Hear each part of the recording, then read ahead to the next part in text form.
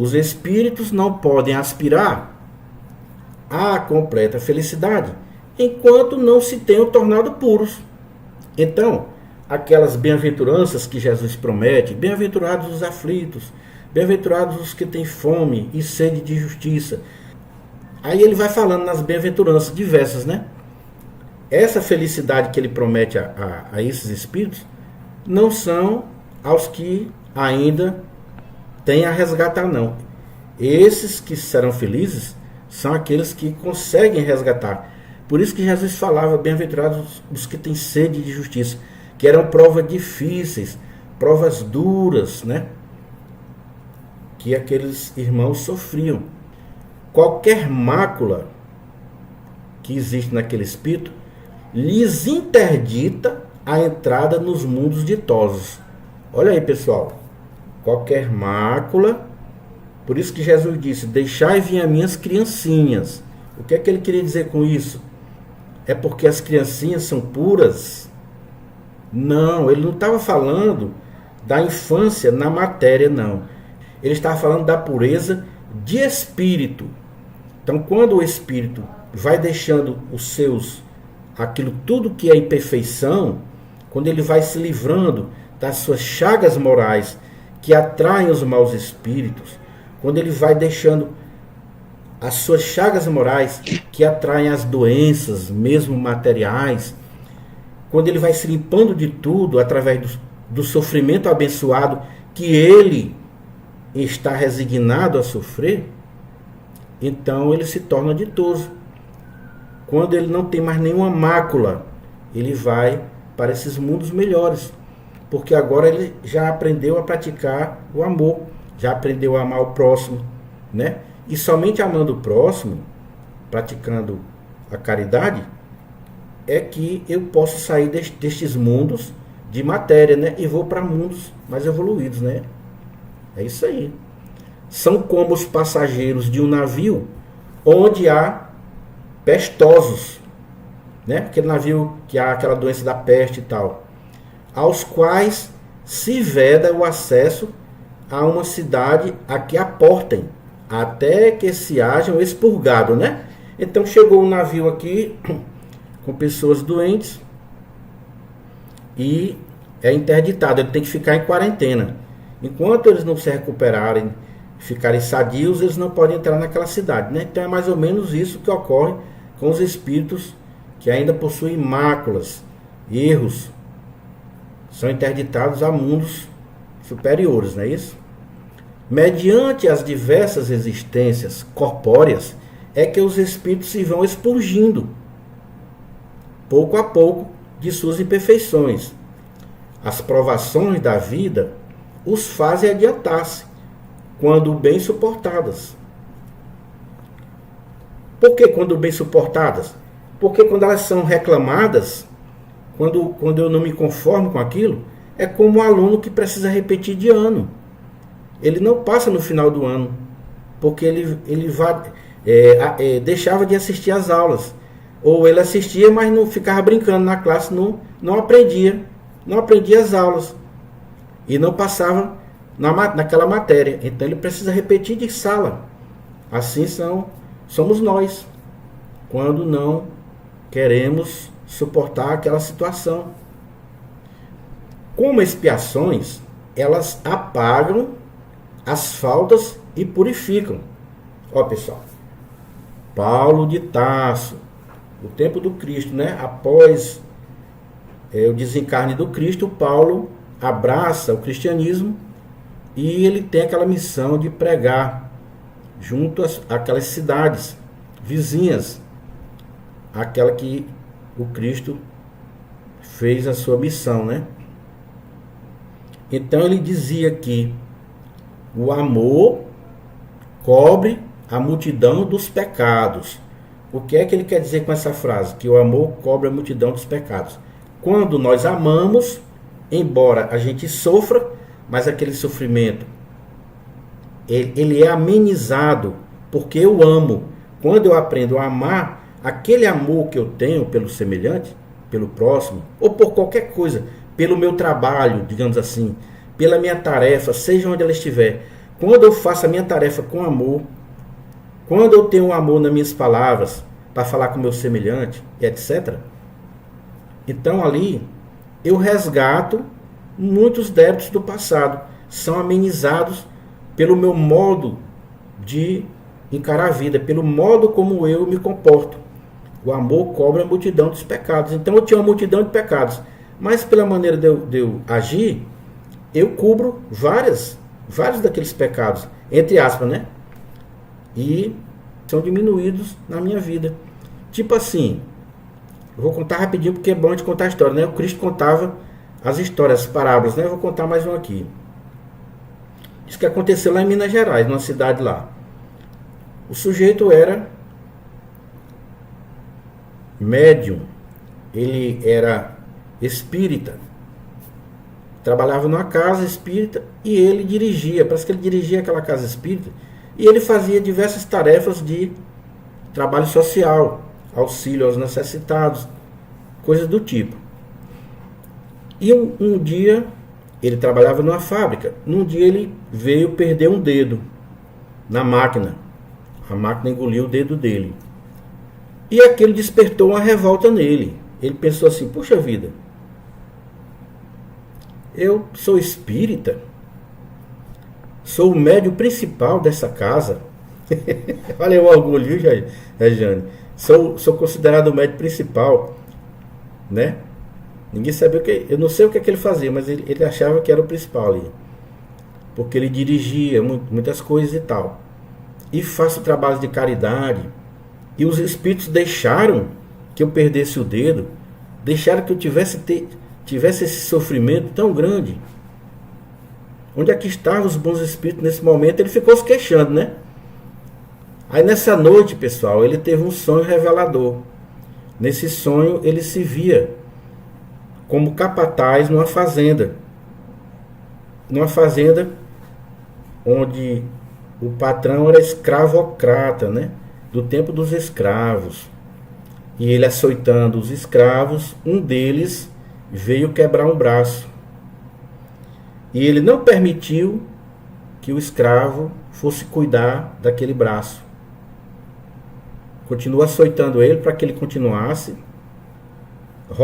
não sei se era rodando um moinho, uma coisa assim. Eu sei que ele tinha que botar muita força e ele gangrenou, deu gangrena e perdeu o braço. Então, nessa existência atual, ele, pela lógica, ele precisaria também resgatar aquilo que ele pediu para resgatar, realmente ele pediu. E ele precisaria perder também um braço. Só que pelo o grande esforço dele de trabalhar pelos necessitados, e ele fazia aquilo de coração realmente, né? Trabalhando pelo próximo, naquela tarefa espírita, tanto na casa espírita quanto nas campanhas que ele fazia.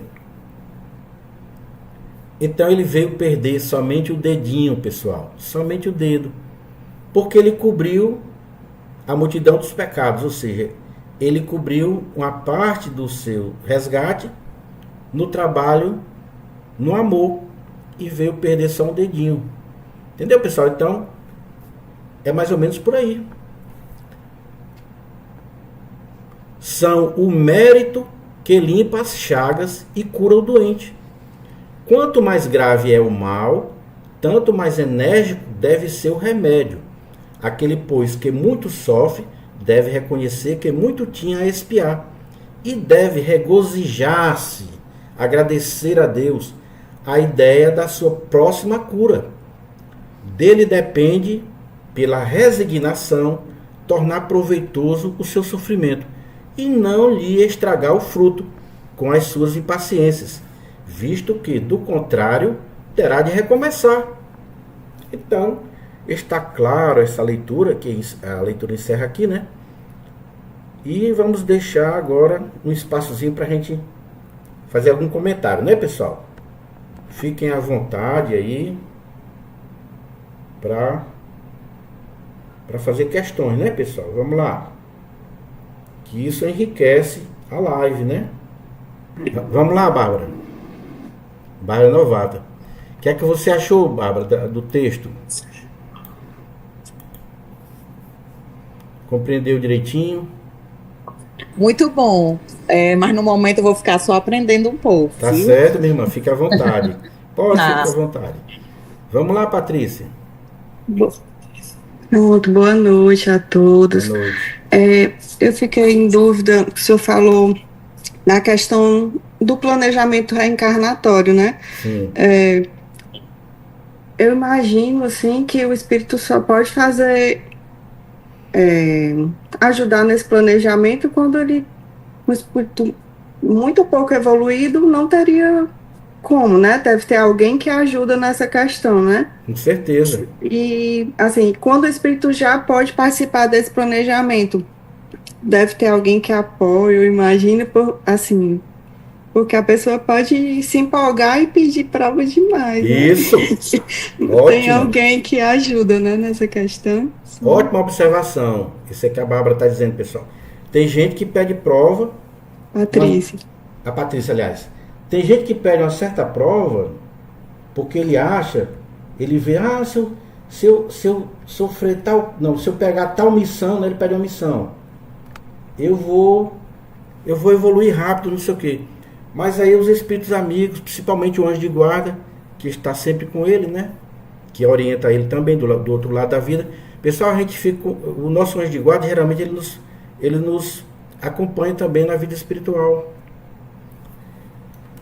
A primeira coisa que ocorre quando a gente desencarna, que vem na nossa consciência, é aquela voz do anjo de guarda na consciência que diz assim: eu lhe falei, você não me ouviu. Então o anjo de guarda ele prossegue nos assistindo. Aí ele orienta a gente: não, essa prova aí você não está preparado ainda, meu irmão, não, não vá por aí. Não, mas eu quero, mas eu quero. É que nem menino teimoso. E muitas vezes, Patrícia, ele é tão teimoso que os espíritos permitem que ele venha. Para ele dar com os burros na água, como se diz. Entendeu? Pela sua teimosia. Entendi. E Quebrar a aí, casa. mas aí é uma característica daquele espírito. Ele precisa passar pela experiência para ver que precisa pedir ajuda. Para ver que precisa da ajuda dos espíritos amigos. Então ele vem na existência e ele quebra a cara, como se diz. Acontece demais isso.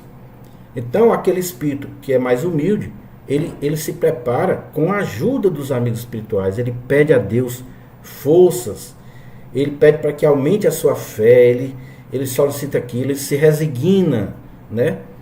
Na sua pequenez, vê que não é nada, porque a primeira coisa que acontece quando a gente chega na vida espiritual é que a gente continua cultivando o orgulho. Continua cultivando orgulho. Então, se alguém, suponhamos que eu sou alguém importante aqui na Terra, e eu chego lá, e aqui na Terra eu defendia uma certa tese, né? Um ponto de vista, eu tinha certas teorias que eu criei. Eu chego na vida espiritual e alguém me evoca e pergunta: a sua teoria estava correta? É desse jeito mesmo? Você podia falar um pouco sobre isso?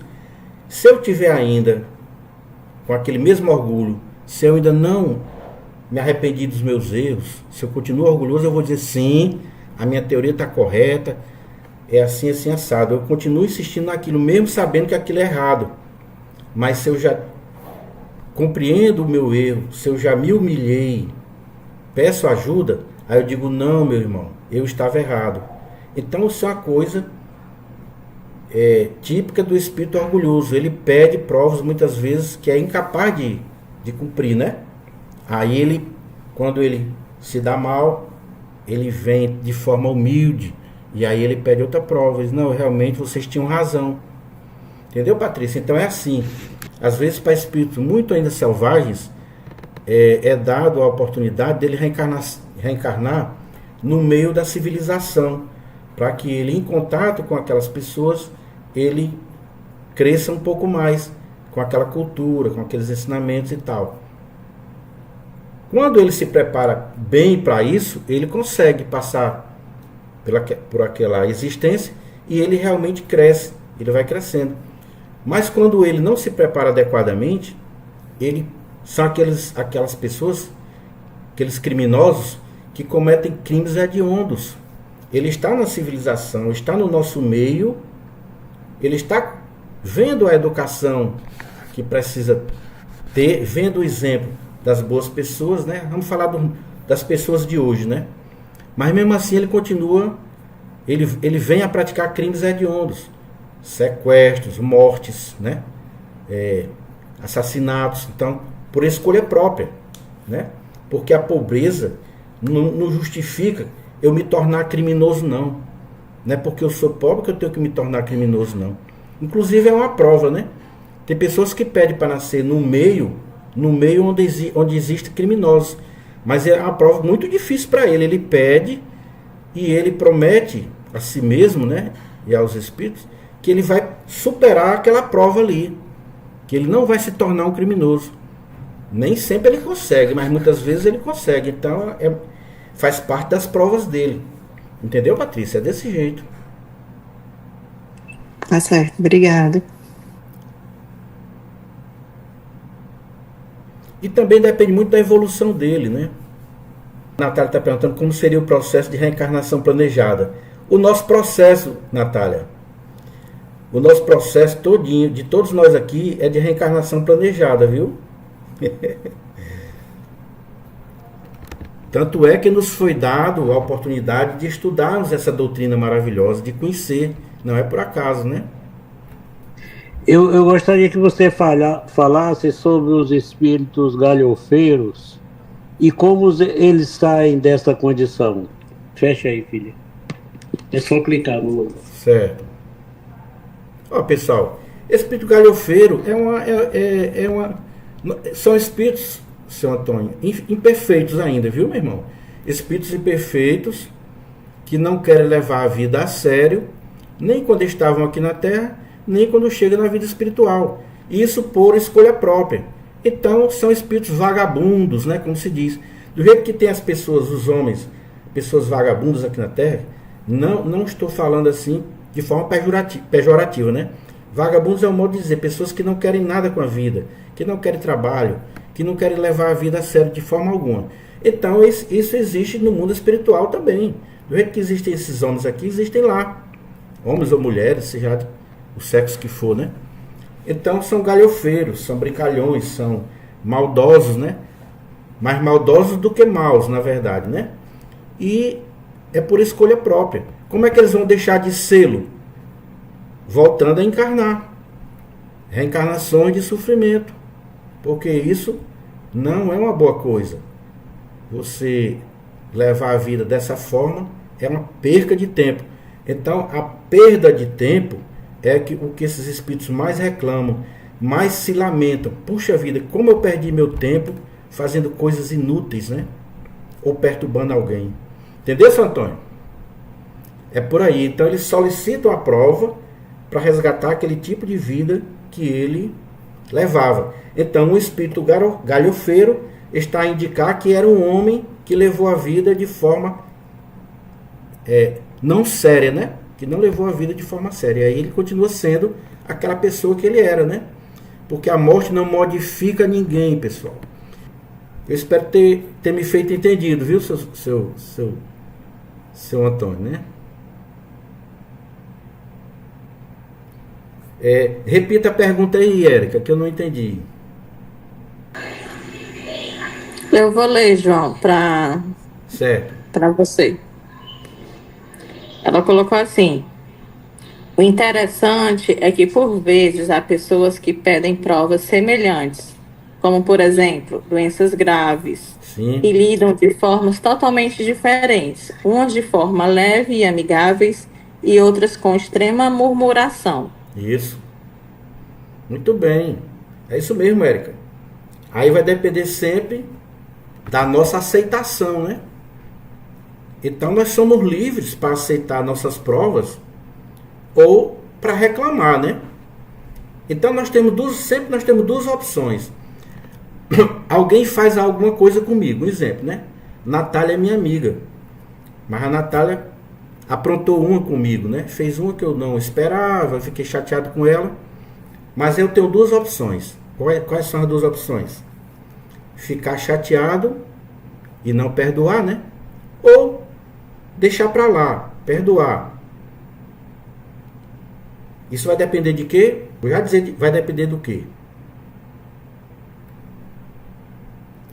Eu chego para Patrícia e digo, Patrícia, eu estou chateado com a Natália. Aí a Patrícia, mas por que, João Filho? Porque ela aprontou comigo, eu não esperava isso dela, essa atitude e tal e tal. Eu não vou perdoar e tal, tal, tal. Aí a Patrícia, se a Patrícia tiver sapiência, né, conhecimento, ela vai dizer assim, mas João Filho, se eu disser a você que você está com raiva, não por causa do que a Natália fez, é por outra coisa, aí eu vou dizer, que coisa? Ela vai dizer assim, você está com raiva dela porque você é orgulhoso. Se você não tivesse orgulho, você perdoava ela. Porque às vezes, se você analisar o motivo que fez ela ter feito isso, talvez você fizesse pior. Olha, a Patrícia foi em cima daquilo que ocorre conosco. Então, quando eu escolho não perdoar alguém ou ficar com raiva, isso tem um motivo, é o meu orgulho que não permite eu perdoar aquela pessoa. É o meu orgulho, pessoal. Não adianta dizer, não, eu também tenho amor próprio. O que é amor próprio, pessoal? É um disfarce da palavra orgulho. Amor próprio é orgulho. Então, é o meu orgulho que impede de eu perdoar aquela pessoa. É a minha imperfeição. Entendeu, pessoal? Um espírito bom teria perdoado imediatamente. Porque reconhece que somos falhos. Quem de nós não cai, quem de nós não erra, pessoal? Entendeu?